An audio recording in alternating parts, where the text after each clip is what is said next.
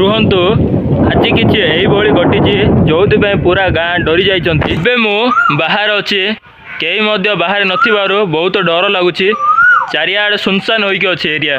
आज सूर्य पराग जेहेतु से कई घर बाहर को बाहरी ना। Welcome to back my YouTube channel guys. आज हूँ सूर्य पराग जो आमर एरिया रे कई भी जने बाहरी ना एवं समस्ते घर भितर ही अच्छा कई बाहर को बाहरी ना।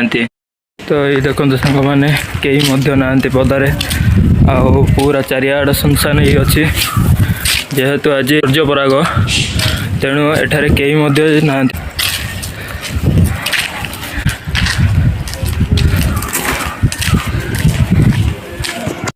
सांग मैंने सूर्य पराग सेब होता है जो दिन सूर्य एवं पृथ्वी मझिरे चंद्र आसी रही जाती।